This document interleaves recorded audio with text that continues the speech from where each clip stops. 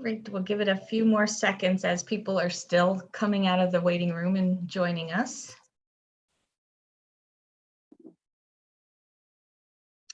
So I'll just, while we're waiting for people to join, we had a little bit of a switch in the agenda. So we are going to start with introductions, and we are going to go around the Zoom. To do that, we do have a few new committee members joining us today, so it'd be a good time for them to meet the others that are regularly at this meeting. And when we do that, it would be good to, what would be great is if you could share in thinking about the goal, the Vcap goal that we are primarily responsible for making sure there's progress on and that we achieve. All children and families have access to high quality opportunities that meet their needs. And if you think of a topic or discussion that you'd like to see on a future agenda, that would be a great time to share it. Or you can throw it in the chat at some time during the meeting, and that will really help the committee that plans these meetings, which are myself and Nicole Dubuque and Leslie Bergeron, Jen Severance, and Beth Chuzansky, who plan these meetings. So that's what we'll do for introductions. And just to probably keep it simple, if you would just want to say your name and your role and your affiliation if you are representing an organization. And I think it would be great to just, I'll call on the first person and then you call on someone else so we don't all talk over each other. And then following the introductions, the Agency of Education asked to bump up to do their updates and talk about the suspension and expulsion policy materials that were sent last week or early this week because they have a conflict and need to attend another meeting at 11:30. So that's the shift in the agenda, and then we will hear from the team at Vermont AUIC, and then we'll go back to updates from the Child Development Division and other agencies and ELD members. So to start, I will start with Becca Webb. Throw the new member under the bus. So topic, it's my entire life. So whatever we want to talk about is good with me. I'm Becca Webb. I am the Universal Preschool Coordinator for 10 supervisory unions in the Winooski Valley Superintendents Association. New school year, new names, it's all good. Jen Severance. Hi, Becca. Nice to see you. Hi, I'm Jen Severance. I am a community and program support specialist with Let's Grow Kids. I'm part of the planning committee for this meeting, and I do take notes. So if there's anything you really want to get into the notes, let me know. I would say that my specific interest is talking more about the high quality part of childcare, specifically STARS evolution. I'd love to have more conversations about that. So I'm going to hand it off to Janet. Hi there, Janet McLaughlin. I'm Executive Director of Vermont AUIC, the Professional Association for Early Childhood Educators in the state and the state affiliate of NACE. Our role really is to ensure that early childhood educators are prepared to succeed, to meet the goal. And both that's in terms of professional preparation and what resources, and systems need to be put in place to ensure that they're able to achieve what they know is best for kids and families. So topics related to that are what's most, is the perspective that I'm joining this meeting at and listening with and learning from all of you about. And in particular for the discussion today around that we're starting to have around some of the supports for workforce development for professional preparation and ongoing professional development. I think we could have a lot more discussion about that. And I'm hopeful today's conversation is just a starter.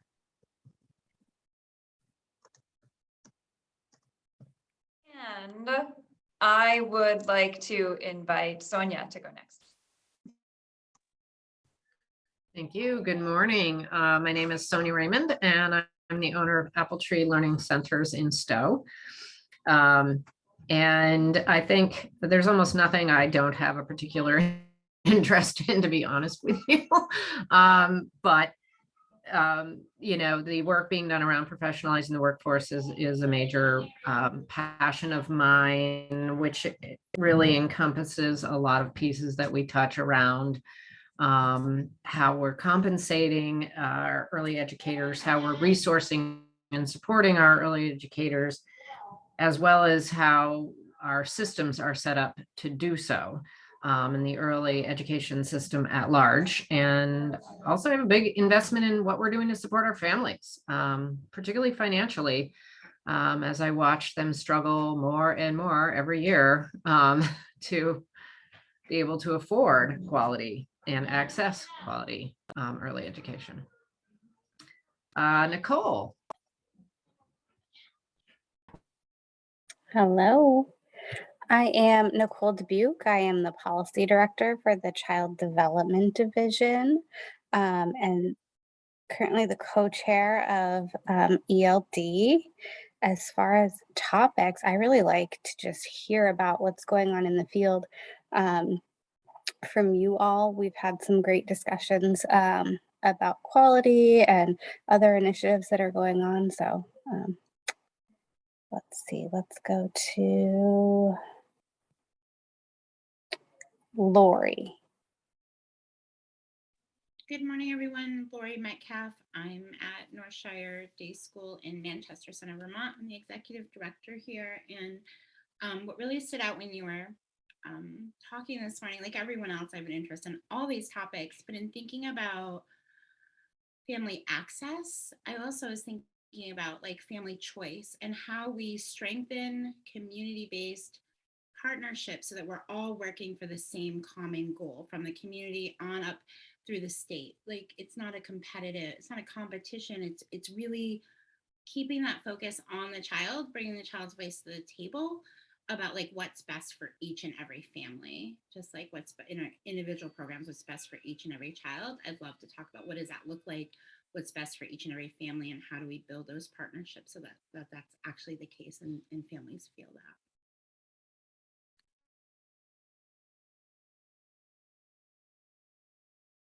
Sorry, how about Becky?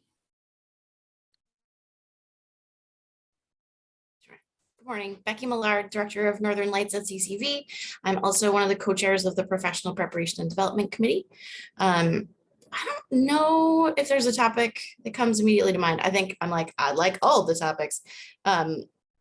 And some of the ones that are most present for me are definitely ones that are present for many of you. I think like, you know, the various components of advancing as a profession that overlay with this committee, the various things related to recruitment and retention that, you know, there are so many questions and I know there are certain pieces of data being collected. I think this is a great table to be able to look at some of that information as we learn more and sort of think about next steps. But that's what's present for me. And apologies, I was a few minutes late, so I'm not sure who hasn't gone yet. Becca, have you gone yet? Yeah, okay. Diane? Perfect. Thanks, Becky. Yeah. Hi, Diane Nichols-Fleming. I'm the Early Childhood Program Coordinator for North Country Supervisory Union. And I love what you said, Lori, because that's exactly right. It's how do we build that partnership and it's the community, it's our kids. And so the other thing too, to dovetail around quality is it would be great to have snippets and stories and maybe videos of the great work that is going on out in our, all across our state, and to have a sense of what it looks like in reality, because as we know, quality means such different things to so many of us, but to hear what that looks like from our smaller family childcares to our larger centers to our schools and all of that would be awesome. Oh, and Matt. Good morning, everyone. I'm Matt Levin, Executive Director of the Vermont Early Childhood Advocacy Alliance. Yeah, I too was a little bit late. I apologize. I think I have a gist of what's going on. I'm looking forward to hearing the updates on things and seeing how these conversations have developed to crystallize the thinking that folks have had and to get a sense of the solutions or proposed solutions that may be developing to complement the policy and programmatic goals that others have talked about, which is really what it's all about. My piece, as folks know, is the tinkering, the mechanics behind the scenes. So that's part of what I'm looking forward to hearing about. Let's see. Keith, have you gone yet? Great. Nope. Thanks, Matt. Keith Williams, Director of Children's Integrated Services, part of PCF's Child Development Division. I'll just echo, I mean, all the things. I think the workforce, retention and capacity, systems alignment. Excited to hear about expulsion suspension today. So thank you. I don't think Beth has gone yet. How about you, Beth? Good morning, Beth Trzanski, Deputy Director of Building Bright Futures. Great to see all of you and some new faces too. You know, as for BBF, I think holding that whole picture. And so it's great to get input about priorities. Certainly, I've been thinking about kind of equity and access in particular, and also who needs to be around the table to make sure that we are really kind of accounting for those multiple perspectives. So it's great to see you all. How about I hand it over to Holly Moriglione. Good morning. I'm Holly Moriglione, work for Champlain Valley Head Start, and I'm the Children's Services and Professional Development Manager. And I'm looking forward to hearing pretty much what everybody else has already said. We're really interested in retention, of course, and one of the things that I focus on is professional development, both for the existing staff and collaborative partners that we have, but also increasing retention in the workforce and getting new folks into early childhood education and providing professional development for people so they can get an idea of what it's like to be in early childhood, and also just really increasing the quality of caregivers that are applying for the positions. And suspension and expulsion, of course, is always on the front of my mind.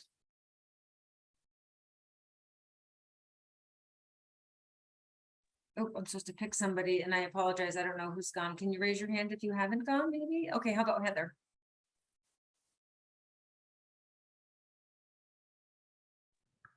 There's two Heathers. Which one? How about Heather L? I'm Heather Lytle. This is my first meeting, so thank you for inviting me. I work for NECA North and NECA South, the Northeast Kingdom Community Action Program. I'm the new director of the Parent-Child Center here at both locations. Prior to that, I worked for CIS Early Intervention for 4 years, and before that, I did childcare for 28 years. So this is a very huge passion of mine. So I'm not really sure what goal is most important to me, because they all are. The quality is really important, as well as educating the staff to ensure that the quality is there. I think that a lot of the professional development is really important, and just getting the staff where they need to be to make sure that the quality is there as well. And I'll choose the other Heather. Okay.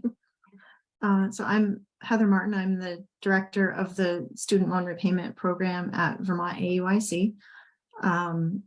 And I guess things that I find really interesting are that the work around advancing the profession, especially around compensation, and then my work related to the student loan repayment, just putting systems in place to support our early childhood educators, because we know that a well-supported field is necessary so that we can support our children and families. So I'm really passionate about that work. Oh, and I will call on, how about Amy? Have you gone yet? Nope. Thanks, Heather. So I'm Amy Murphy. I'm the inclusion coordinator for the early education team at the Agency of Education.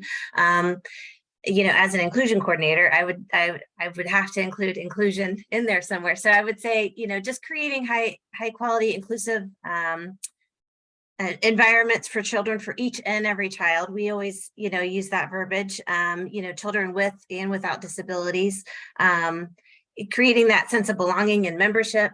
And I would say, and like Heather Elle was saying and someone else was saying, I think, I don't know, I can't remember who, but creating those opportunities for professional development, for coaching, because you have to be able to have access to those practices and know them. And then that kind of leads into early MTSS for me and system work, looking at your whole system and working on those components. So to create those opportunities and outcomes, positive outcomes for children. So I think Meg, you haven't gone yet, right? Okay. Hi, I am Meg Baker. I am the Universal Pre-K Coordinator for the 3 school districts in Addison County. So that's Addison Central, Addison Northwest, and the Mount Abe school districts. And when I think about this work, often I frame my position in terms of thinking about access, supports, and belonging, and particularly thinking about underserved populations, children who are children of migrant farm workers, children who are homeless in DCF custody, making sure that there's both access and supports for them to get into and have a quality preschool experience. I think obviously also about staffing and about STARS, how we're measuring those quality indicators, and what are our systems of governance and finance that can support the whole system to be functional. So I think that's a lot of what everybody else has said. So I'm looking forward to joining this group. And I think, Kate, you haven't gone yet. Thanks, Meg. Kate Rogers, Early Education Team Manager at the Agency of Education. So lots of topics, and I love everybody's input this morning for sure. So I do need to say that I have seen early childhood education start way back when. I'm not going to age myself, but I've been in the field for 40 years now. And I've seen things come and go. I've seen things grow to the extent that we are now. But, in terms of, national and state perspectives, we still have a long way to go. And we are all champions for early childhood education. There's no question about it. And we all come from different understandings, different perspectives, different agencies, different schools. We all work to better everything for young children and their families for sure. So the systems component for this, statewide, regional wide, and local to the program classroom level is so critical that we really define what's necessary in terms of regulation, compliance, even though we don't like to go there, but that needs to happen because those are our federal and state laws and regulations. But how to support that is through the use of evidence-based practices in terms of teacher implementation of those practices, family supports, engagement, and all of these pieces to the administrative level and up and down, the spectrum here. So I think we're at a great place right now. I think there's a lot of conversations happening, but everyone has the same goal, right? To better our early childhood comprehensive efforts across the state and the country for that matter. So that's my interest. It's been my interest for 40 years, and I would love to see it continue to grow even when I'm retired. So anyway, there you have it. And I don't know who didn't go because I got on a few minutes late too. So who still needs to? I don't think share? Alyssa's gone yet, have you? Yeah. Okay, Alyssa. Hello, Kate. Thanks for your 40 years of service here. I hope that when you pass that baton along to us, we do it justice. I'm Alyssa, And I'm the CEO of Seed and Sow. We're a global organization serving parents with resources and families with resources, as well as teachers. We have a professional development program for teachers and a virtual teacher community. And I was a teacher and a director, and my heart lives in teacher support and how we're not just from professional development lens of things, but how we're providing ongoing support for teachers to actually implement this and do this work and show up every day. And what we've been hearing a lot from our work in the field lately is a lack of support for infant toddler. And I'm really interested in that. What does that look like? Helping our infant toddler teachers navigate this jazz. There's a lot of resources and tools and support for preschool, pre-K and beyond that don't exist in the infant toddler world. So I'm really curious about what we're doing systemically to support that. Oh, and Paula, hi. Hi, thanks, Alyssa. Paula Nadu, I am the EC Workforce Development Specialist for Vermont AYC. And I work directly with our teach recipients and our apprentices and pre-apprentices. I'll echo exactly what Alyssa said with regards to infant toddler teachers and supports for infant toddler care, but also all things workforce development, empowering educators to be their best selves, but also to advocate for children and families in their everyday work. And I'm excited to present some of the impact that we've had at Vermont AYC over the last year today, a little bit later. So thanks everyone for having me. I will pass it to Beth Maurer. Good morning.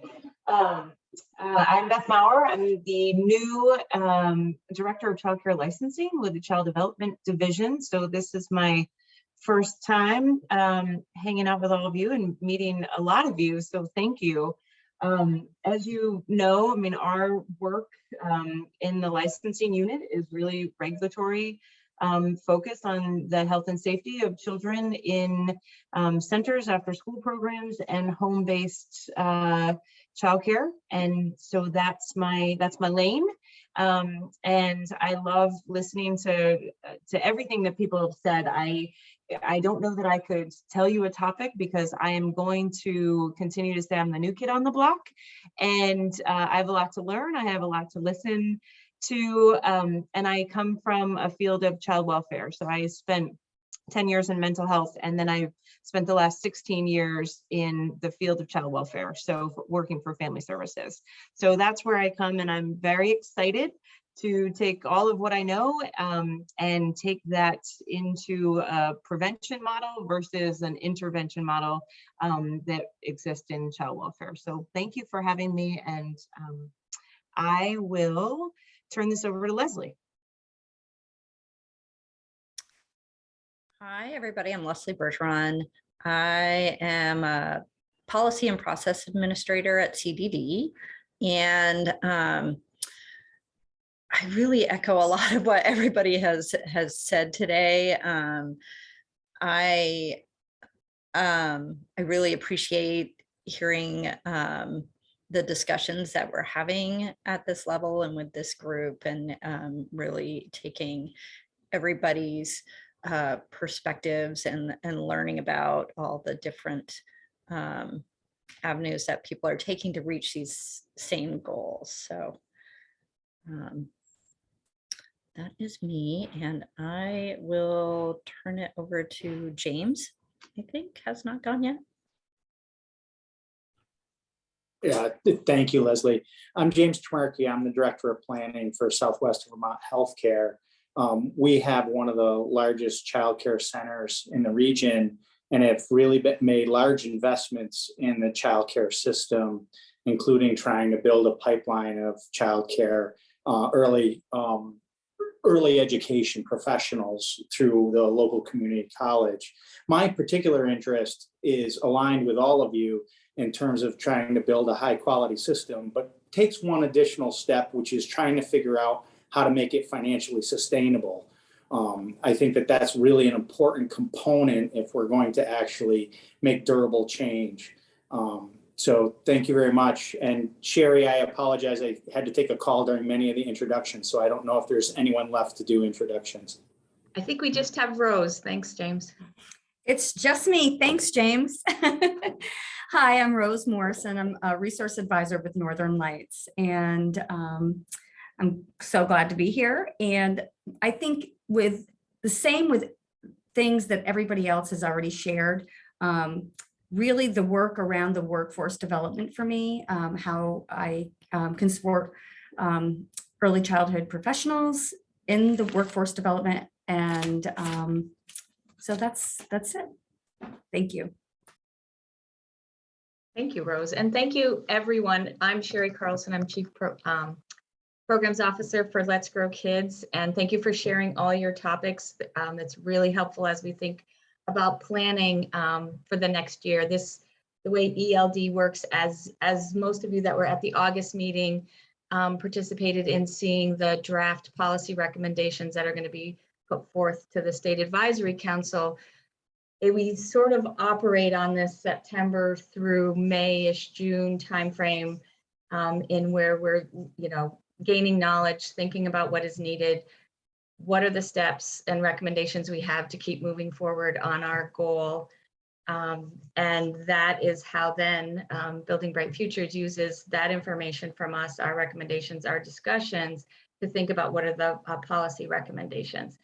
So as we look at somewhat kicking off a new year with some new members, it's really helpful to have what you shared so that we can design an agenda that is meeting our needs and is most relevant to our goal. So thank you for all of that and taking the time for that. And I'm going to turn it over now to Amy and Kate from the Agency of Education to provide their update and some questions and discussions around that. And thank you to Vermont AYC for shifting in the agenda today. Yes, thank you. This is Kate. We do appreciate that very much. Amy and I have to pop off in a little bit here to get to another meeting. But we were asked to share information about the new memo, joint agency memo with Agency of Human Services and Agency of Education on the requirement on the ban of suspension and expulsion for private pre-qualified pre-K education programs. And so that memo went out last Friday on September 9th. That included the amendment language. That also included, I'm scrolling through it here, the definitions of suspension and expulsion that were definitions back in 2018 when we put out a memo at that point in time regarding the data collection and reporting for suspension and expulsion, which is a requirement for UPK programs. And the memo also included a new reporting form. It just was revised a bit. That's up on our website now. And it included information that about the Building Bright Futures Council convening a suspension and expulsion work group that will begin this month and will go through December, and a report to the legislature will happen in January from that work group. So that's the gist of the memo, and I'm assuming that you all have seen the memo. Sherry did send it out a few days ago, right, Sherry? As an attachment or as a link for this meeting. So I can say, and Amy can share as well, that even though the memo went out and described what the new law just says now, it doesn't mean that's all that's happening.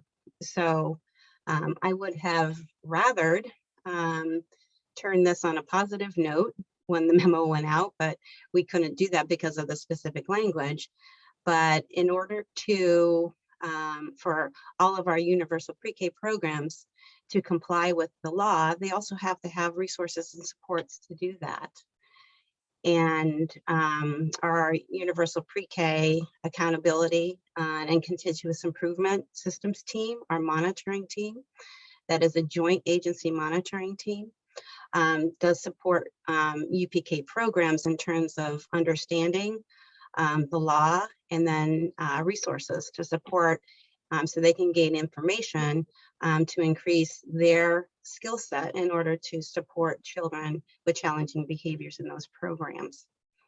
Another piece of information that will be coming out within the next week or so is that the Agency of Education has contracted with the Pyramid Model Consortium. It's a national TA center that is partners with our National Center for Pyramid Model Innovations. And we've been doing this work since 2007. And it's all evidence-based practices that support teachers and programs in establishing those practices, putting them into place at the universal level, the targeted level, and the intensive level.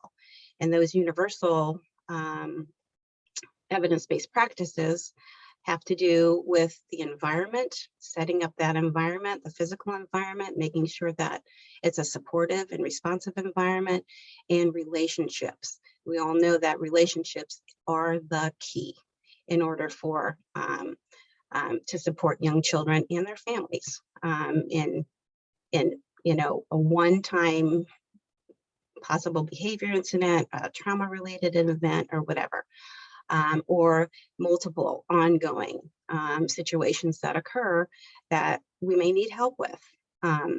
So these pieces are in place. The field will be receiving the information again within the next week or so regarding those trainings. Trainings are right around the corner here. They'll happen in September, October, November, and December. And they will be recorded. So folks could gain access to those pyramid model trainings to support, again, their skill set and learning on how to address and respond to young children's challenging behavior, if that's the case. And of course, to increase high quality, inclusive access to the classroom that a child is enrolled in. So again, this is for UPK programs at this time, not the broader childcare at this time. This is the law. I just lost my word, sorry. So this is what the new law, and I have to say, they labeled the new law, it came out of S283, and they called it Act 166. And which is like, Act 166 is our universal pre-K law. So this is going to be confusing to the field. So in the memo, we have a little a footnote that says, don't be confused. It was just a coincidence. Nobody asked me. So, so this is where it is, but please don't be confused with when it says Act 166. So, our agency, and like we used to refer to Act 166 all the time, right? So we will now say universal pre-K law instead of putting in Act 166. So I'm going to ask you to do the same as well. So there's no confusion about which law is which. Okay, Amy, do you have any other thing to add? No, you covered it. The trainings, we really did. You know, when we were working with Pyramid Model Consortium, we explained to them that, you know, some UPK sites, you know, they don't have time during the day to attend training. So they did work with us and tried to create some flexible training schedules. So some will be evenings, some will be during the day. And like Kate was saying, they're also going to be recorded. So if people just don't have time at all during the week, we want them to be able to still have access, and they can watch and learn at their, you know, at their leisure then whenever they have a moment. So, but no, you really covered everything. Yeah, I also want to share quickly that the contract with Pyramid Model Consortium also provides coaching for 8 universal pre-K implementation sites. We have the list of sites who have confirmed their participation for the next year in terms of receiving practice-based coaching, early MTSS systems inventory coaching, as well as collection of data from those particular sites. There are 3 school districts and 5 private pre-K programs involved. And I have to say that one of the school districts chose their designated pre-K classroom to be a partner private pre-K program, which was awesome. So that's where it sits right now, and more to come on that piece as well. Okay, James, do you have a question? I do, Kate. Thank you.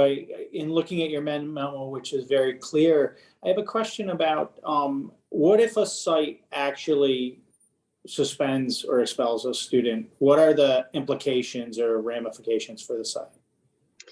So that's where our joint agency monitoring team comes into play. And so we're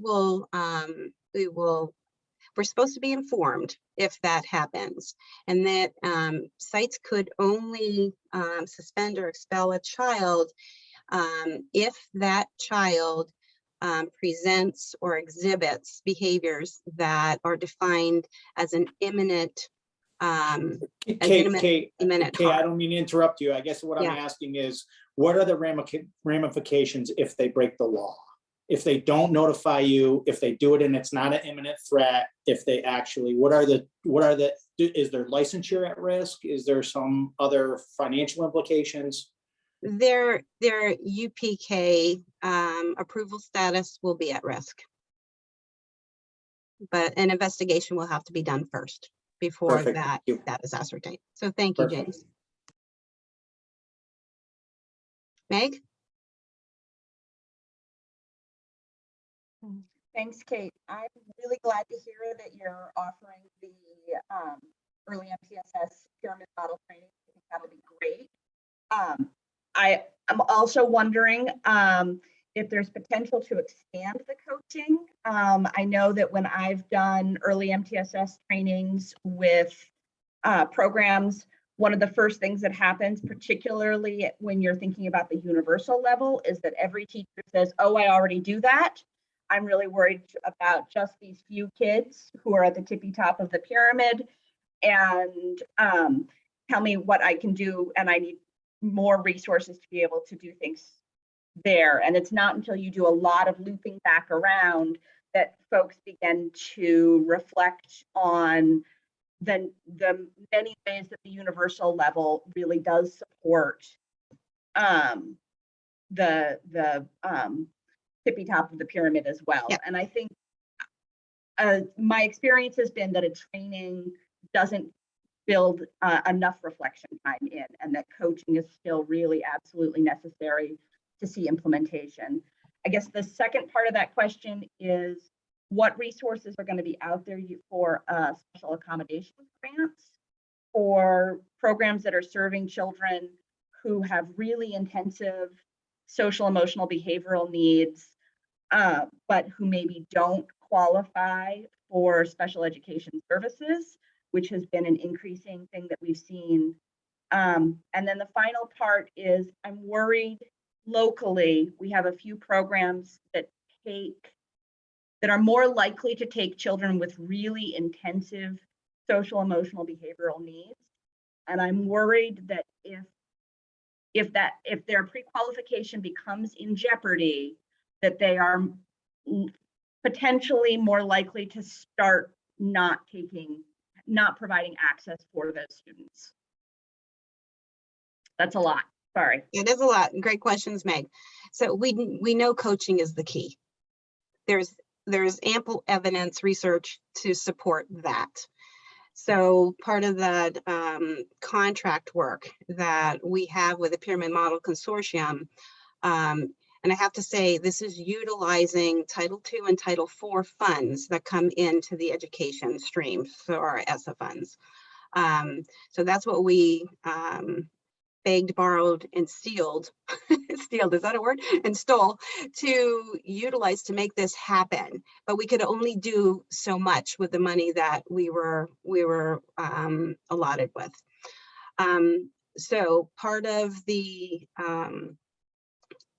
contract is that the Pyramid Model Consortium will help us to recruit more coaches, practice-based coaches in particular, that looks through the systems lens, we call them our systems coaches, and the practice in the classroom level. So, and they are going to leave us, so build it up for Vermont and then leave us with the necessary measures, tools, and skill sets we need to continue building that across the state. So scale up and sustainability is our motto for the next 5 years, we'll say, with that. So that we build the capacity of our practice-based coaches in the state so that all UPK programs, but all childcare programs would have access to the specialty and expertise of a coach in order to build their skill sets and get implementation of practices to then ultimately have a sustainable, high quality, inclusive program that, you know, we all want and hope for sure. So the coaching piece is critical, as I said, and any other opportunities we have in the state for grants and making sure that it's in policy or procedures or practices that will provide and appropriate funds to support this effort. We really need to have strong voices here because we know this works and we know it's effective and we know it works for children. Okay, part 2 of your question. Remind me what's part 2. You're muted. Yep. So the other 2 pieces were the special accommodations grants and then access to early childhood programming. Thank you. So I can't really speak for the specialized accommodations grant because they're not in my wheelhouse, but they're certainly in Nicole's wheelhouse. So Nicole, would you like to say something about the specialized accommodations grants, or do you want to put that, we can talk about that and put that, address that later? I'm happy to address that later. And also I think if folks want, actually, Keith is here, right? Oh, Keith, sorry. Sorry, not trying to put you on the spot. But I was just going to say maybe we could have Jill come and speak more in depth, but you're here. So are you okay with me putting you on the spot? Sure, yeah. So we do not have the next round scheduled, but we do have ARPA funds, which means that for the next year, we actually have more money than we had historically. So and then as of the last round we ran in May, we did expand the possible expenditures. So SAGs will still be available for this need. We all know that it's a complicated area, and whether or not the amount is going to meet the needs in the communities for this is another question, but there will be the 800,000 earmarked for SAGs for next year. I do want to add to Keith. So thank you, Keith, for hopping in on that one. That our early MTSS efforts have kind of aligned with the specialized accommodation grants in terms of prior to applying for a specialized accommodation grant. So we have a tool that is utilized for programs if they have a concern about a particular child. And this tool is called a preliminary pyramid assessment. And this tool helps the team, the classroom team, staff, whomever is involved with that child, really look at the programmatic practices in terms of the universal and the targeted levels.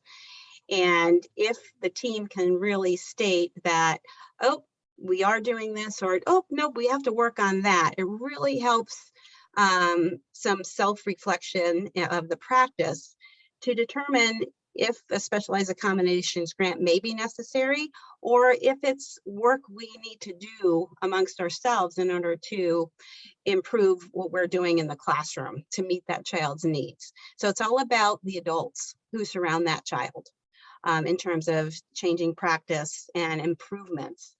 So behaviors may not escalate if we've got these certain practices in place. So there's tools that help with that. And so that's all I have to say about that. You can learn more about that at a later time too. And I put it in the chat. I put the link you. to it in the chat.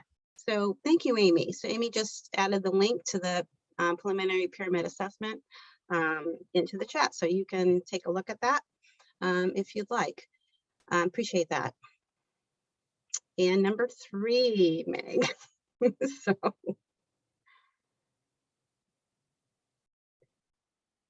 You're muted. You're muted. Sorry, you're muted, Meg. My space bar doesn't work on this computer. It's thinking about access, particularly programs that maybe historically have provided more access for children with big social, emotional, behavioral needs, and who may experience more likelihood of being penalized in cases where kids are really having to leave. Right. And again, it's learning more and making sure that implementation of these evidence-based practices start. And you can only start, you have to start small to go big, right? You have to see that this works. And it takes time for change. But we want to make sure that children in programs that accept children who may be demonstrating behavioral challenges also have the skill set in order to respond and approach that child that is age appropriate, and they're able to use universal practices and those targeted practices. That's why it's so important to do self-reflection, utilizing tools that we have in order to identify your strengths and your gaps. And then after you do that, then we can say, oh, we can do more training in this, or, oh, well, maybe this is happening, but it's not working for this child. But we have to show that it's not working for this child. We have to show what we are doing in terms of support and addressing this child's needs. And once we do that, if we do need to make a referral out, then we do that. But if not, so we have to really look at our practices first before we, move toward, unenrolling a child or making an assumption that it's the child's fault, which we don't want to go there, because it's what we do that makes a difference in that child's life. And Kate, I was just going to say, can I add real quick onto what Kate's saying? I mean, when we work with programs individually, we also emphasize, it's not just using that evidence-based practice, but everybody that's in contact with that child using that evidence-based practice. And that's our hope with, the Pyramid Model Consortium trainings, that more people that are in that classroom will have access to that information, because it's across all routines and activities, and it's each person that's interacting with that child, and so you want it to be implemented. You want those practices to be implemented by everyone to fidelity, and sometimes that's tricky as well. It's the fidelity piece is just as important. So when we work, like I said, individually, that's something that we really emphasize and go through those steps. And sometimes we see that they are, following all of those things, and then we have to go to another level. Then we kind of look.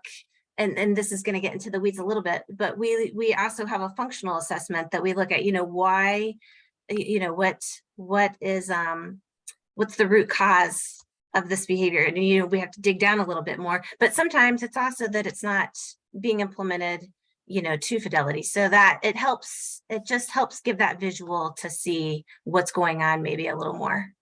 I guess if I can just sort of clarify a little bit, I've had in the past year and a half or so, I've had 2 preschoolers who have moved directly from a private pre-K program into a full-time residential facility because of their intensive behavioral needs. And in both of those circumstances, I would say that the preschool program that they were in was absolutely implementing everything to Fidelity, and they were really doing the best they can without adequate resources. And they're fearful now that there will be penalties that could impact their pre-qualification if that situation were to arise again. Sure. And Meg, that's a case-by-case basis when we do monitoring and investigations on that. So it's not cookie cutter by any means, as you very well know. So we would certainly look at the program, what they have done to support that child. So we'll look at those circumstances for sure. So no one is going to be revoked without a proper investigation happening. Yeah, there's lots of communication that occurs when we do work with a program. If we have gotten a report, it's not something that's yeah, like Kate was saying, it's not something that's cookie cutter. It's very individualized. We really try to get a full comprehensive picture of what the program is going through on a daily basis. So yeah.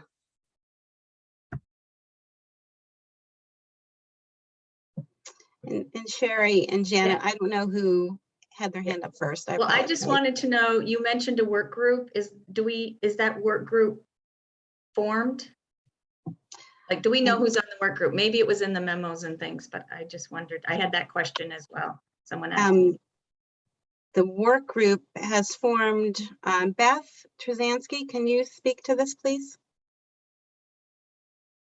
Yeah, the work group is representatives from AOE, CDD, and DMH at this point. It's agency representatives at this point. It's with a report culminating. So that group is just assembling this week, and we'll do work over the next couple weeks to certainly can share back when there's more to share back. I think we'll do Lori and then Holly. Thanks. Thanks so much, Kate and Amy. My questions are coming from, I am a private pre-K provider, so I'll put that lens on it because that's my work, but I'm coming at it, I'm asking these questions or point of clarification, and they're a little bit logistical, but also want to just be really clear that we share in common goals. And I think that any private provider who's committed to UPK, right, like share in that common goal, like we want children in our programs. What's a little bit unique about private programs is, for example, they may be providing early childhood ed 50 hours a week, for example, right? And UPK is 10 hours a week. So if a child is, maybe they have contracted for 50 hours a week, that's what the family needs, but we're really only able to meet their needs, let's say 20, 30 hours a week, right? That's when we have like the additional supports necessary. Or maybe it's only for the school year, right? For the weeks of UPK, because over the summer, we don't, even if they're involved in an IEP, they don't have those specialized services in the summer. They might have 4 weeks of services, but they don't have 3 months of services. So when we're talking about suspension and expulsion, are we talking about suspension from those, if we don't serve them at all? But what happens with a child that we're like, we can serve you 20, 30 hours a week, but we can't serve you the 50 that you would really like, right? Because that's what the family might need. So how do we handle situations like that? Is it just suspension count for the 10 hours? Or is it like, this is the child's program? And then like, how how is that sort of like equitable to like public programs, right, that only operate 20 or 30 hours a week or don't operate in the summer? So I'm just wondering like about that you know, also what people have mentioned around like people then being hesitant to do UPTA, which is not our case at all, but feeling like they're being penalized because they are providing more hours of these educational services. Does that make sense? Sure. Yes, it does. Thank you, Lori. Universal pre-K programs, both public and private, have provided assurances to the state that they would abide and comply with, I'm going to say it, Act 166, Universal Pre-K law, right? And there's 11 requirements within that law. And those requirements are what we monitor in terms of investigations and peace. Suspension and expulsion, of course, is one of those now. And we, this past spring, I think it was in the spring, Nicole, you can help me remember here, but we had both agencies' legal team look at the definition of the pre-K program, both public and private. And in terms of the 10 hours isn't part of this equation. Universal pre-K programs have provided those annual assurances. So if a child is in a pre-K classroom, a designated pre-K classroom, right? There's your teachers are in there. Then if there's a suspension and expulsion that might happen in the afternoon versus the morning or whatever, it still pertains. So it's the pre-K classroom setting and those children enrolled within that classroom, no matter what district it is. You might be partnering, of course, with 10 school districts or more in one childcare program, right? So it doesn't matter. It's the pre-K, it's a designated pre-K classroom where the children are enrolled that makes it a pre-K program or pre-K classroom. So we did have that defined by both our legal teams at the AHS and at AOE. Including if that classroom runs in the summer. So I think we could still define that further because I'm not going to say yes or no now. And I think that may be some of the discussion, because there is question about that discussion that the work group kind of discusses in terms of what does the summer mean. Mm-hmm.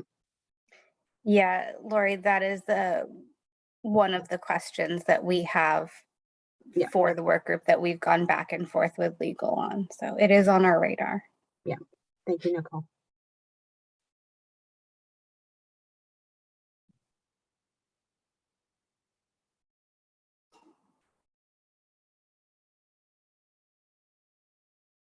Hi, I wanted to just add in quickly, this conversation is so interesting and needed, and I'm really grateful that the conversation is moving forward and that there's more and more training being put into place. Head Start has been, by performance standard, we've prohibited suspension and expulsion for a long time. And something that we've learned that I think is really important is that the implementation of reflective practices for staff is essential to this work. The responses that all adults have to children who are having challenging behavior, specifically behavior that might be rooted in a trauma history, is essential. That relationship that they have with children, like being able to provide reflective practice time and training to staff and opportunities for them to understand their own story as related to the stories of the children and families that they're working with has been something that we've been focusing on. And it's a long road and it's hard work, but we have found that the pyramid model training is very good. It's essential to the work, but that ongoing coaching, including reflective practices, is really important. And I really commend the state for pushing this forward and doing this really hard work. And I know many people on this call are really deeply engaged in it and committed. And that's all I wanted to add. Thank you. Thank you, Holly. Appreciate that. I know there's lots of questions in the chat, and Sherry, I didn't know if you wanted to go through. I think I'm going to let Janet ask her question, and we can collect the questions that are in the chat because we're going to move on to our next topic and send them. And I think this discussion topic seems like it would be a priority for perhaps in our meeting in November, which AOE was going to present the kindergarten readiness survey. So it might be a good time to use that whole November meeting for topics related to universal pre-K. But we'll go to Janet and then we'll go to the Vermont AYC team. Thanks. This is a really helpful discussion. Obviously, it's really building on the conversations that we had in this committee over the last year. So I do hope that it looks like it's just an interagency team that's going to be looking at doing as the work group, that you guys can make sure you're looking back at that, and would love to really understand how you are getting that feedback and input from some of the folks that are implementing this work day to day. I totally know that you guys know the research backwards and forwards, and you guys have been early childhood educators, and like you do have a good handle. And I think things like Lori's questions are so critically important to include into the plan, and also to just really acknowledge like her experience in a way that like sort of saying back, oh, but this is what the law says, is not saying, I can understand that is tough and tricky to figure out. I can see how it feels tricky because you are managing through multiple systems. It's our job as the state to figure out how to make that as simple as possible for you, because we don't want that burden to fall on you. Even just having early childhood educators hear that message from the state would be really helpful. I feel like another possible reframe in terms of how we're discussing all of this, that sort of I came to this really in a really optimistic framework. Like we all 100% agree that there should not be expulsions and expulsions for young children in early childhood education settings. Like we all 100% agree. And we need to, when we started digging into this, what we discovered is we didn't have the data available to us because the standards were not the same across all settings, right? So part of putting this into the law is so that we can actually get the information and be able to understand what's happening across all settings. But then to be able to say that then the state has some discretion about how they are actually going to be enforcing this based on, in-depth discussion and research, and then is going to be pairing folks with coaching resources based on needs. Like that is I feel like that is kind of the message that early childhood educators and program leaders need to hear. Again, this is not about anybody dropping the hammer. This is about all of us working together to meet this shared goal. And actually the enforcement is not like, it's not black and white, right? And it is like a discovery process. And I think that message really needs to get out for folks. And that then ideally, hopefully we're getting to a place where you can actually pair the resources with the folks that really need some of that additional support. So that's kind of my question / what I sort of have to say, because I do really think we're actually all very close to this, much closer to the same place here. But when I listen to this conversation, it feels like we're not quite.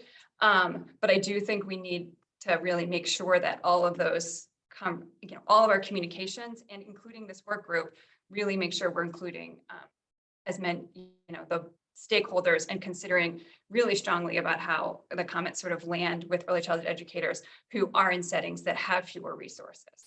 So that's what I wanted to offer. So I know it's not a specific question, just kind of a comment.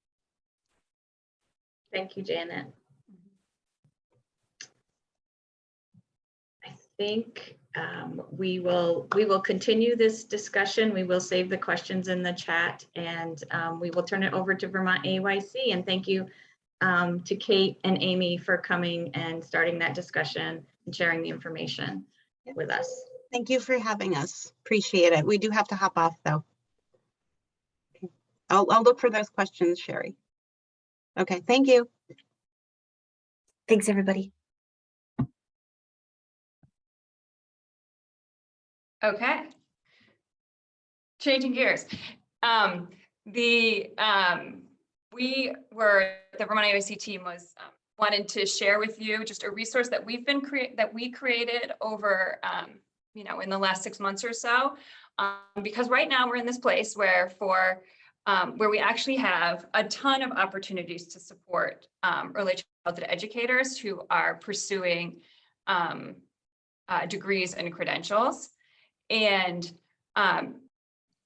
this is obviously really well aligned with the work that a lot of people mentioned in the beginning about what motivates them, right? Both in terms of advancing as a profession, getting to a place where we're able to get to adequate compensation, which means we need to, have a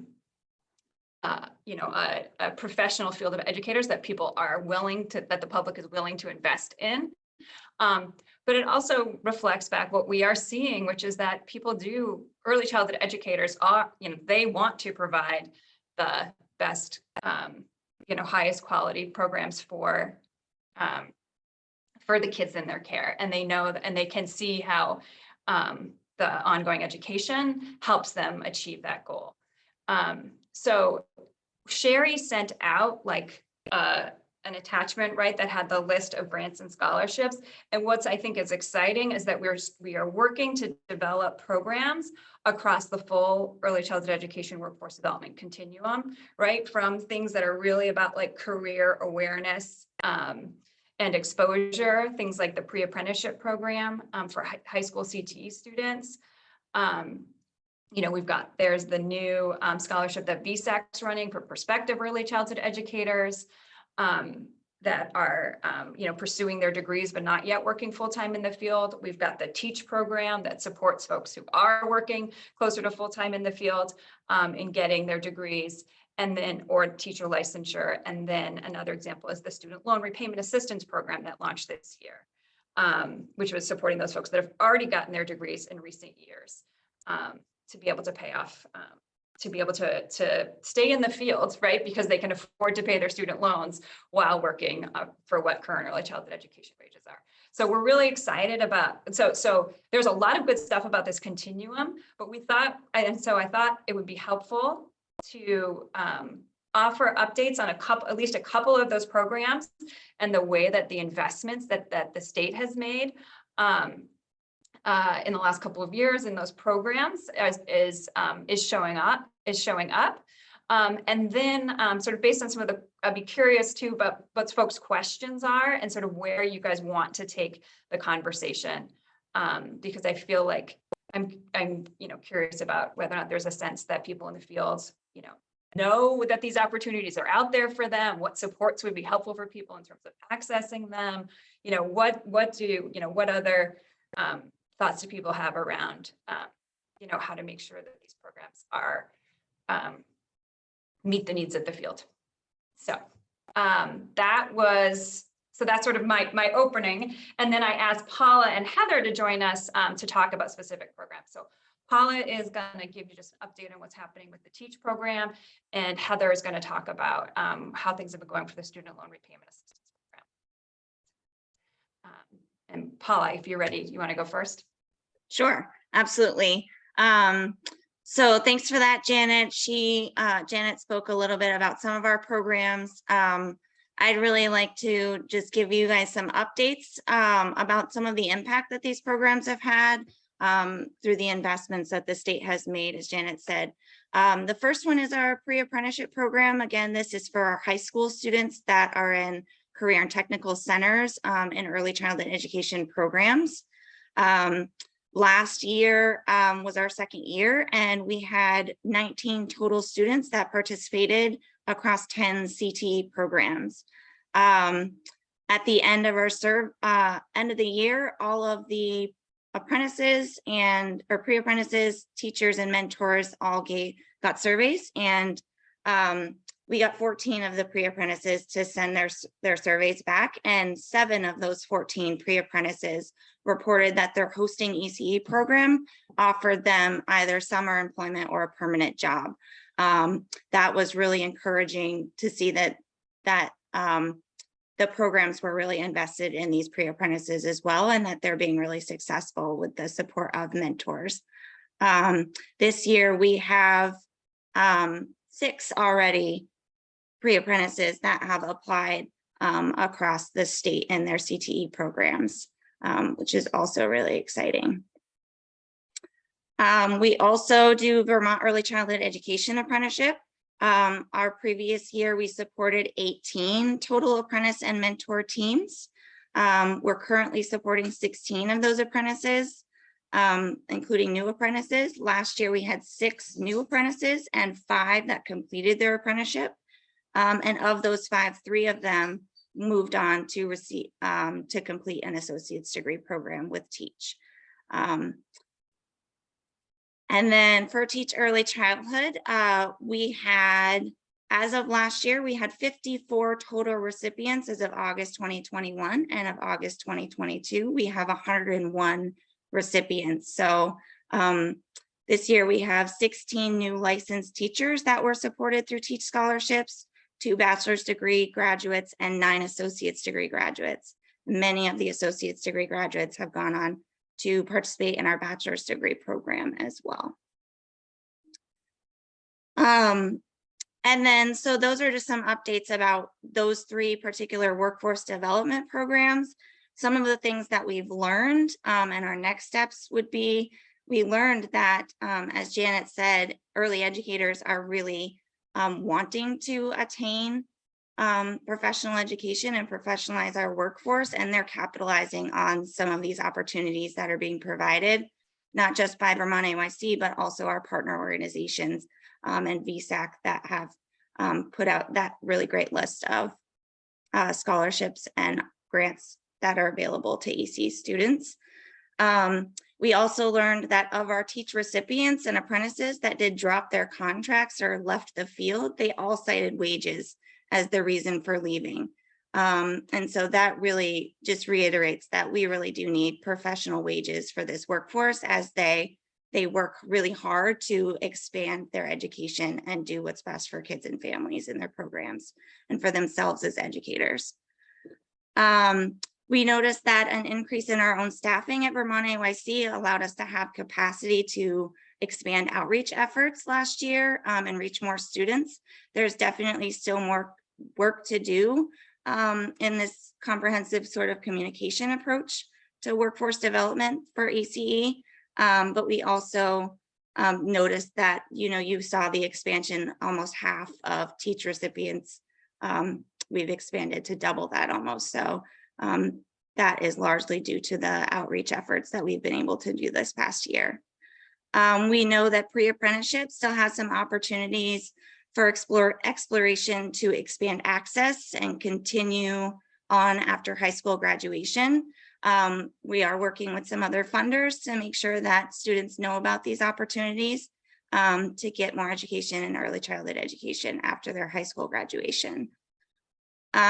We also know that apprenticeship updates are crucial for continuing to offer a high quality registered apprenticeship program, and just making those updates to keep the program really relevant for our apprentices and meaningful for their educational opportunities. And then our Teach sponsor programs, lastly, also continue to need leadership supports, and Vermont AYC can explore on expanding opportunities for communities of practice, et cetera, to support high quality programs for students to be working in.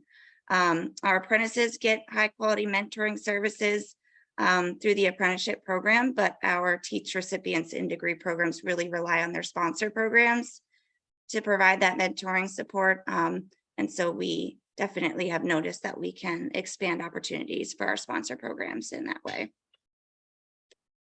And that is all of my updates for you. Janet, has anything you want to add? Otherwise, I will pass it on to Heather.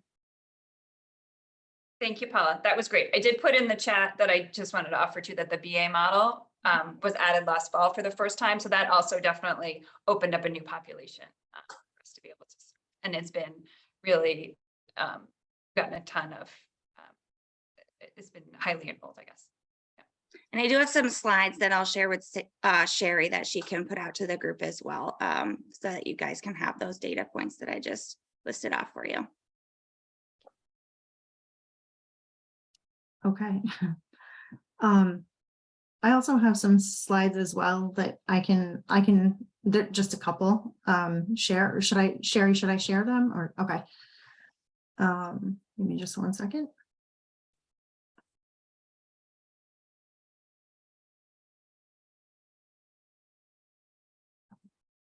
Okay, so just a few, so I'm here to talk about the Student Loan Repayment Assistance Program.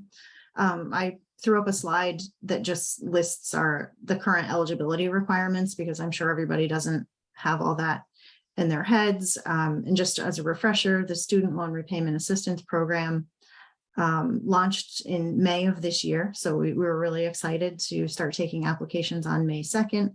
This program can provide up to $4,000 a year to help offset the cost of student loan payments or reduce student loan debt.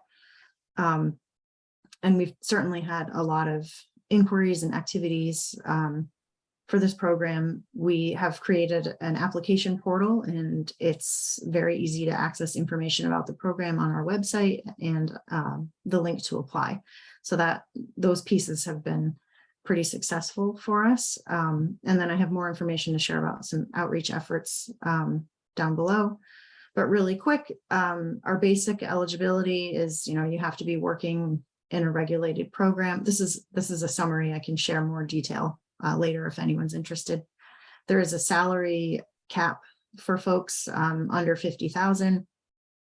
Right now, there's a specific list of criteria that you have to have an associate's or bachelor's degree in one of the specific concentrations or majors for the program in order to qualify.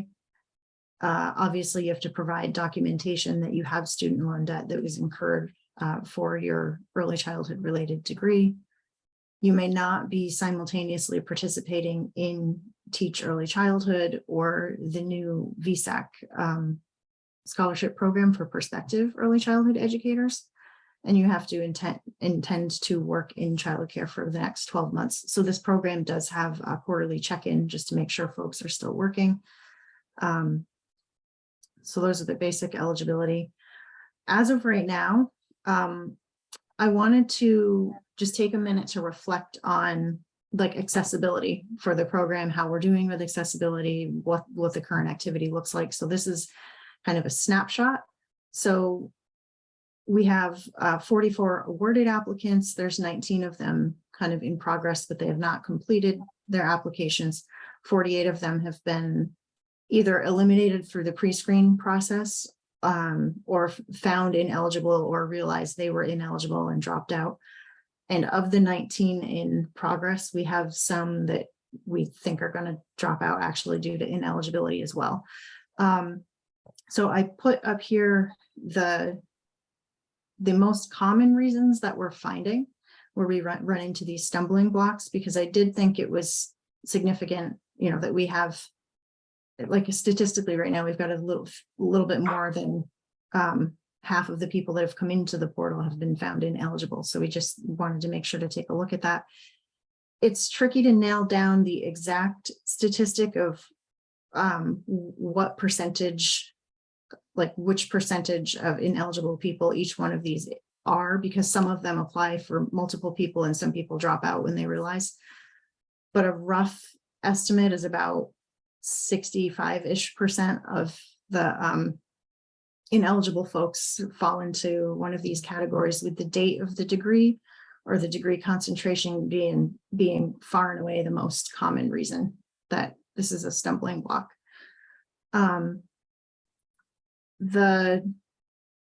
So a little bit on that, we are looking at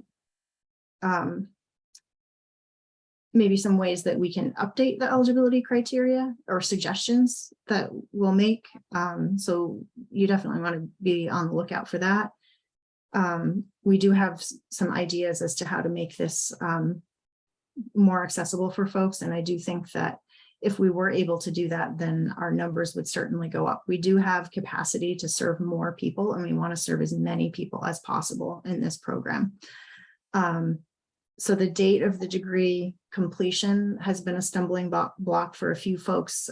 We've had some people that earned an associate's degree that qualified for this program, before 2017, which is the cutoff date, but then they earn their bachelor's degree after 2017, but the bachelor's degree falls into a degree concentration that technically doesn't count, like psychology, for example.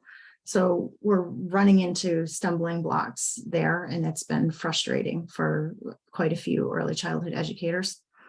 A quick note on the public pre-K. Currently, this program only serves folks working in a privately operated program or Head Start.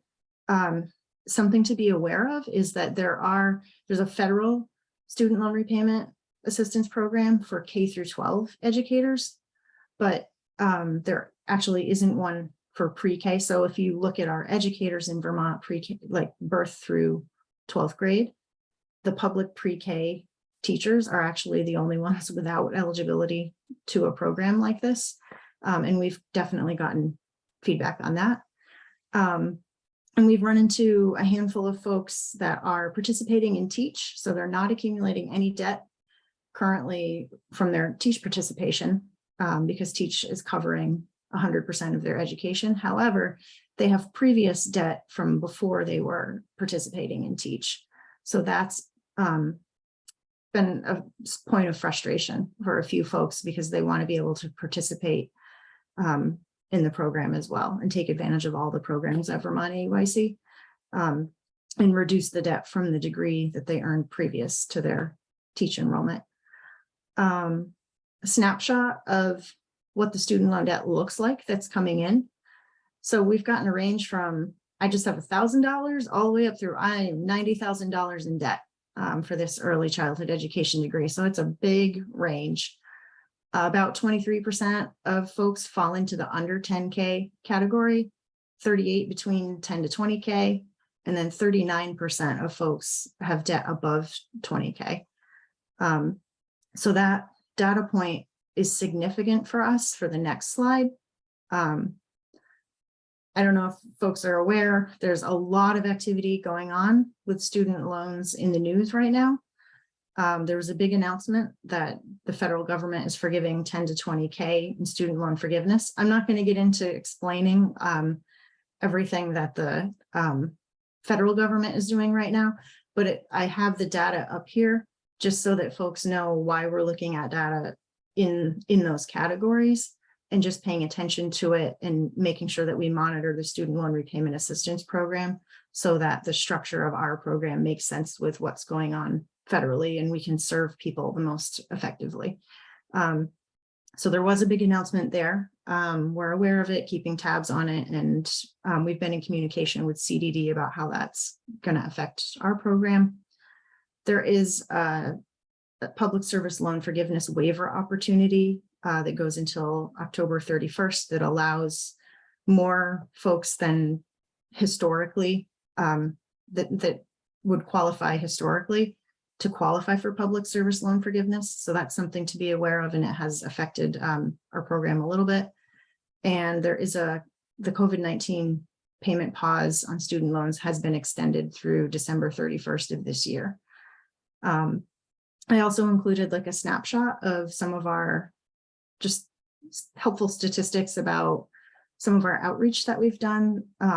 So the items here are specific to the student loan repayment program. But as Paula alluded to, we're doing outreach for all of our programs to make sure that we reach as many early childhood educators as possible. So that is it for my slides. I can go into more detail or answer any questions. Janet, did you have anything to add? I'm trying to be efficient with time. I would add that thank you, Heather. It's great. I mean, Heather and then Meg Atwood on her team have like stood this program up from scratch, along with some support from folks around the advisory committee, and Northern Lights has been a great partner. So thank you. And CDT was a great partner in getting this all set up. So when I just acknowledge the group of people, and we only have this because of this program only exists because of the actually this group's vision and wisdom like 3 or 4 years ago, as we thought about what were the supports that were needed. So just wanted to offer like thanks to many folk. And then the money's only here because the advocacy group. So just wanted to offer that big picture. Thank you to everybody on this. And I just want to say, like, we have the impact of student loan forbearance, like we didn't anticipate that when this program was sort of being advocated for. I think so Heather and Meg have really had to work really hard with some experts in terms of student loans, in terms of helping people try to understand, like, how do these programs interact? Can you do both? What makes sense?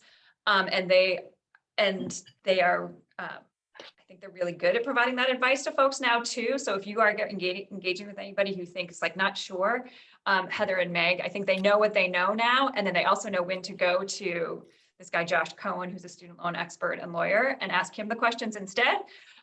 So I would encourage people to do that. But we have a lot of money left in this program because of student loan forbearance. So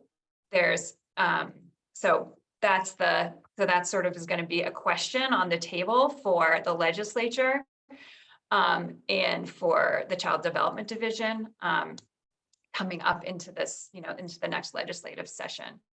But in the meantime, we really want to have people take advantage of this program as they're able. We do, but yes. So, and just to echo that, thank you, Janet. And I just wanted to point out too, like, although we do have, we're, underspent in the program currently, we do think that there are things that, we could do perhaps, within the next legislative session to open this up and make these funds accessible to more people potentially. So I'm not sure if you guys have questions about the loan program or teach, but oh, Janet, go ahead. I was just going to say, let's just call on Lori. She had her hand up next. Lori. Thank you so much. I'm just wondering, I know you talked about there may be potential, for the eligibility to change a little bit. And I do remember talking about this 3 or 4 years ago as somebody who's been out of college for 20 years or so, right? Although I'm in a different track, so it doesn't apply to me, but in thinking about people and retaining people to the field for a long period of time, right? Like, really, we're giving student loan forgiveness to the set that's coming in to the field in the past 5 years, who also have had the advantage of having teach in the past 5 years. So they've had a lot of opportunity for assistance. And I'm just wondering if there's a long-term plan to help our seasoned teachers, people who have been in the field beyond 5 years, because those are also people that we really need to retain if we want to continue to coach, mentor, support the new teachers coming in. I'm just wondering if that might be something that's on the radar as far as expanding eligibility for the loan forgiveness in particular. Yeah, it's definitely something that we're collecting data on and that we definitely want to look at as we go into the next legislative session, especially because we're underspent. So we know that we have the ability to open up access a bit more. And then additionally, I didn't get into it too much, but I've communicated with Becky Millard about in regards to the degree requirements, just making sure that it's aligned with the professional development criteria. Like currently it's the career ladder, but with your level 4A and 4B and your level 3B, because just making sure that it's aligned there would also open up eligibility criteria. So the degree requirements that we have now are actually a little bit more narrow than they're not out of line with the early childhood career ladder, but they're a little more narrow. So if they were in full alignment, the degree piece would open up a bit more. And then yes, of course, you'd have to look at the date as well. Alyssa? Hello, thank you for this. I'm super jazzed about it. I think it's rad. And first, can you just drop the link in the chat box? We have a number of Vermont teachers in our program that I think could take advantage of this that may not know about it. Be happy to share that. Oh, I had a question that I don't know if it's, I have a question about retention that isn't specific to the loan repayment. I don't know if this is the time, but I'm curious if there has been any movement on looking at a partnership for housing or any sort of housing support for teachers, especially when we're looking at things like Chittenden County and being on an early childhood educator salary. Access to housing, access to affordable housing. yeah, if that's something that's on the radar when we're looking at retention and recruitment. I was just in conversation with a teacher the other day who was in Colorado and was interested in a Vermont program. And she was like, I can't afford to live where the school is and make that much money. And I think that's really real if we're going to look at recruitment. So I was just wondering if that is something that's on the table. I think that is a great question, but something I don't have expertise in. So. I'm happy to just flag that, which is that I think it is something that is discussed. I think nobody has really broadly, and I mean, there's other, Nicole or Sherry or Matt probably can speak to that as well, especially, from the advocacy perspective, that it's being brought up across many fields, right? About like what, and that's part of why the legislature put so much money into affordable housing. I know that doesn't solve anybody's problems like now. So it's like, I guess I would just offer, like, it's on the list, but people can't figure out how to do that. And so that's sort of where things like this, where it's like, well, if we can at least get people's student loans covered, does that then mean they might have more money to actually pay for housing, right? Or like, so it's sort of like I don't know, logic in my head. Some of it is like, okay, so how can we reduce all the other expenses if there's not a clear policy solution on the housing side of it. But I do think that this, this discussion, the broader discussion about what are the specific supports to support the early childhood education workforce, and how does that, how can every agency within within state government support early childhood education, support this need that the state has, is a discussion that we do need to have as a state. But So- I guess I would just offer, we're not alone in thinking about housing. Right. I'll just add, housing is always top of mind for me. And so while I appreciate what Janet's saying, I think obviously this is across sectors. And so a little bit out of scope specifically for Vermont AUIC, right? But perhaps I'm just going to offer that it would be helpful at a future meeting if we could perhaps have representation from ACCD or, a state entity that's really working on all of these housing investments to maybe talk more specifically about how that could look for childcare providers, early educators, like what are the programs available? And then I will also say that I'm also a big proponent for like no wrong door. So if there are specific links, programs, et cetera, that aren't specific to early educators, but that are things that could definitely be used by the field, perhaps we should all start making sure that the links are on our websites and that like it's everywhere. So I do appreciate you bringing that up, and I definitely think we should have a speaker from ACCD come in the future.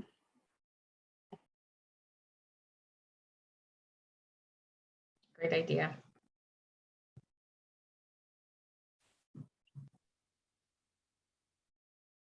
Was there another question? I feel like hand up. Oh, Lori, So- did you have a question? Okay. I think her hand was left up from before. Okay, there we go. There. So Janet, I think part of what we wanted to do is to have a little time to talk about like how to sort of recruitment strategies around these programs. And Heather shared that slide that showed some of the ways that the word has been getting out, but I think we wanted to also hear from some recommendations from the committee around recruitment, because existing workforce into these programs so they take advantage of them. I think another way that we could help as we head is to get feedback from Vermont AUIC around their recommendation for changes to the loan program so more can participate. And then also, if you look at what I sent you around all the programs for early childhood educators that are available right now, preparation programs, ways to move forward in your educational attainment, you can almost get a bachelor's degree for very little money, almost free is, I guess, what you'd say. And so what are some thoughts, ideas, recommendations around what's needed to make sure that we take advantage of this opportunity to increase the workforce development that's happening and to try to ease the shortage of early childhood educators and encourage people to stay and enter the field.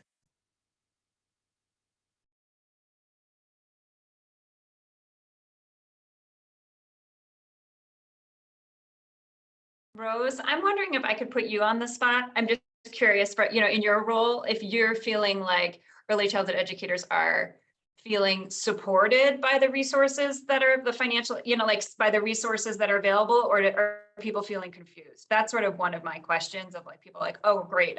I'm aware that there's an awareness that there's a bunch of resources that can support them in terms of grants and scholarships, or is that still news for people? I think that I don't think it's news for people, but I think navigating, there's so many different options available, and everybody fits into probably a different category. I think there's still confusion around what would work best for them. That's some of the conversations that I'm hearing, or some of the questions that are coming through. Because right now, we constantly are encouraging them to move forward, that that there are funding sources there in different avenues, depending on what they're looking for to get for their education. But I still think that there is some confusion around what's going to work best for them. And right now, there's just so many different grants and scholarships and programs that are coming through. I think there tends to be. Also, I was myself a home provider, and I think sometimes also some of the messages get a little bit lost with the home providers, because centers fortunately have the directors there. They're getting a lot of this information, and they share it with their staff also, besides yourself, Northern Lights, all the other agencies are sharing this information. But with home providers, there's tends to be sometimes a little bit of a, not connecting quite with them as the same. But so that's my take personally. The other resource advisors may be hearing some other things, but I still think there's slight confusion. I think, oh, go ahead, Alison. Oh, I just want to echo that, Rose, that, our organization works with teachers across the country in many different states. And I think one of the challenges here in Vermont is, without a universal place to turn for early childhood information, that there are so many different organizations that put things out, that it's confusing for teachers on where to go and where to look. And I'm curious to see how that'll shift and change as the landscape changes. I'd also like to hear from Katie Nordy on this over at UVM, as a human who's working with students that are coming through. And she had noted a few months ago, like, a lot of the students are leaving the state, and she has direct access to them. And I'd like to have more research and information and data around their experience and why, and what it would look like for them to stay.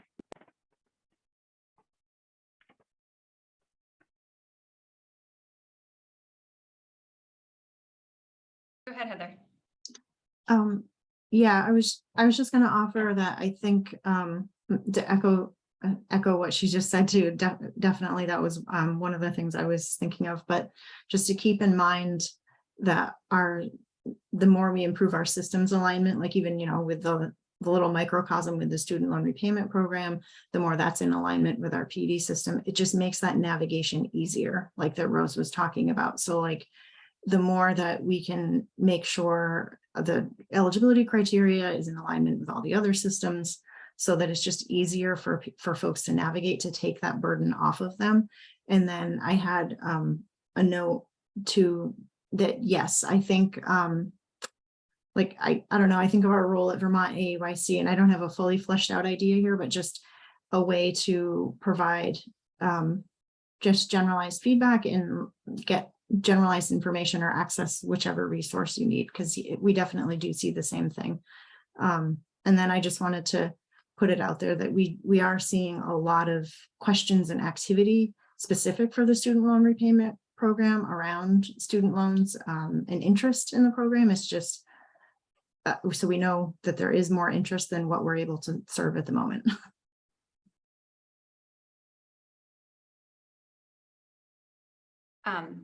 I wanted to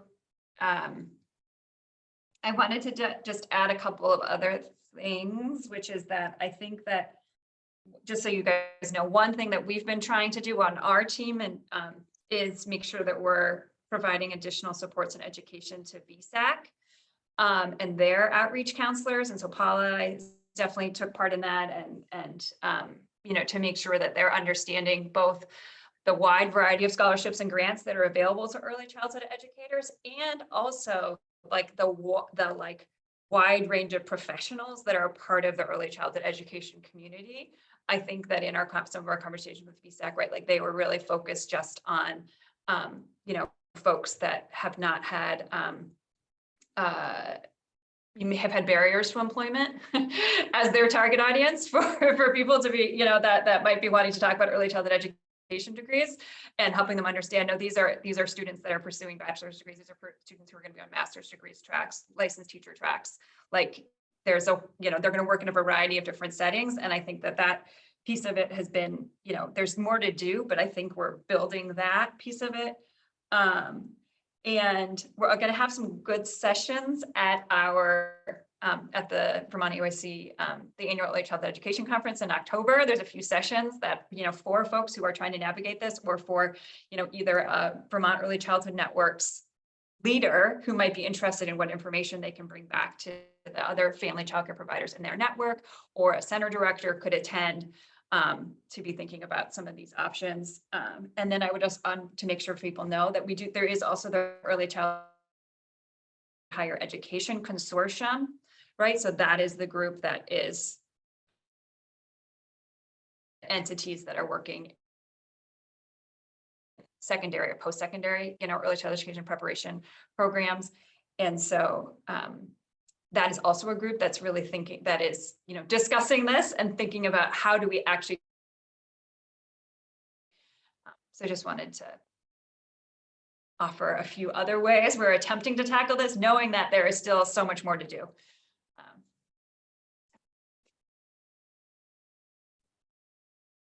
Thanks, Jen. I think we will shift. I think there's more discussion to be had at this committee, and it was you know, workforce development is one of the things many of you mentioned when we were talking about topics. And I think there's more discussion to be had around policies and investments that would help in the recruitment of folks to the early childhood education career pathway. So I think, you know, we will have a presentation by Dr. Katie Northey in the early part of 2023 on a study she did looking at those that are currently in workforce development programs, preparation programs. And maybe that would be a good time to sort of revisit this discussion, particularly around recruitment into the programs and trying to build and ease the workforce shortage. So Nicole would be our next update. Thank you. I don't have a lot of updates from CDD. I think obviously a big one that we talked a lot about is the suspension expulsion stuff that came out. So that was talked about by AOE in depth earlier. We are continuing to work through the STARS revision process and proposal. We have continued to update the proposed criteria for STARS and are, you know, starting to talk about our promulgation timeline on that. We will be presenting, well, we have presented some of the revision to partners, and we will be presenting some more kind of digestible visuals at the next stakeholder group that I'd be happy to share in the near future.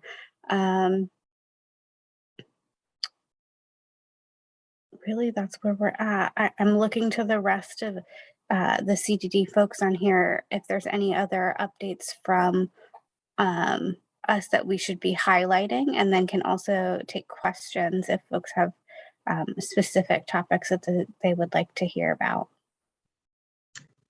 Nicole, I was curious, there was work groups and I know this is, I think, Beth's second week on the job, maybe first week, I don't know. But there was work groups that recommended regulatory revisions, and there hasn't been any update on, are those moving forward? Is there any timeline on any of those? Do you know? Do you want me to answer that, Beth, or do you want to take it?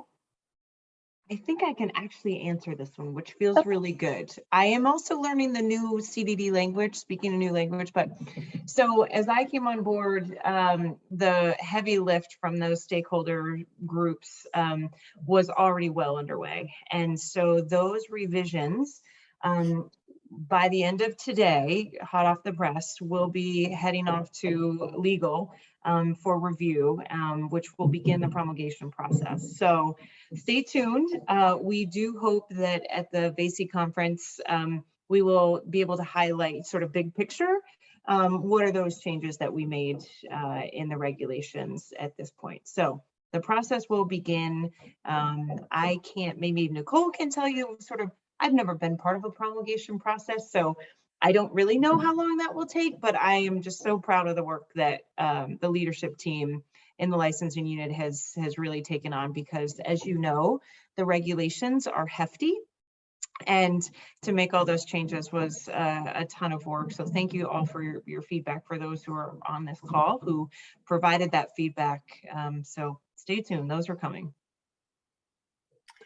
So I can't speak to an exact timeline, but I can say that, well, I first want to say this has been a huge, huge amount of work for licensing, and I so appreciate everything that Beth has done, as well as all of the supervisors. And, you know, I'm just thinking about the hours and hours and hours that Kelly has spent making sure that guidance manuals and whatnot are ready to go. So once it goes to legal, as long as the filing paperwork is in order and we don't have to go back and make revisions, and we can start the filing process. And I'm happy to update this group when we are at a point that we're actually scheduled to go to ICAR and LCAR, which are two meetings. So we have interagency committee, and then there's also the legislative committee that have to review the rules, and there is a public comment period that will be very well advertised and out there, and some public hearings. So all of that still needs to be scheduled, but I will make sure that this group is up to date when we have those dates. Thanks, Beth and Nicole. Sherry, can I pop in for just a second? Yes, go. So Nicole, given that it hasn't gone to legal and then ICAR and LCAR, are we still thinking that the timeline's on track for January? Because that seems really not possible. Maybe that's just my mind. I can't say that for sure. I have not heard that we have to push the timeline back necessarily. So happy to check in. And that would be great. I'm just thinking like the 90-day or whatever it is for the public comment period. We're already past January. Sure. Thanks. Sorry, Sherry. No, great. Any other questions, and or if you have any other updates to share? Anyone? Great. So a couple. I wouldn't be Yes. doing my job if I didn't remind people about the Early Childhood Education Conference once again. So the early bird deadline was extended till Sunday, but we have a great group of people already planning to attend, and we have great presenters, great keynotes. It's gonna be really fun to be back together in person. And so looking forward to seeing as many of you guys as we can there. Thanks, Janet. Yes. A reminder, we don't have a planned October meeting. We do have a November meeting. I apologize for all the people shifting on and off. there was a conflicting Building Bright Futures meeting scheduled today at 11:30, which was really unfortunate, and it won't happen again, I've been assured. That's great discussion. I've gotten many messages from those that had to hop off that were feeling sorry about that. So thank you to everyone who was here, and AOE has already left, and Vermont AYC that started that great discussion. And I think pairs nicely once we hear from Katie Northey in the study that she did to bounce back into that. But anything you think of in the meantime that comes to mind that you want to follow up or feedback for Vermont AYC, you can send that to me or directly to them, and we'll make sure to get that information. And thanks to everyone for joining, and we'll see you at the Vermont AYC conference and back on screen in November, if not before. Great to meet everybody. Bye, everyone. Have a good day.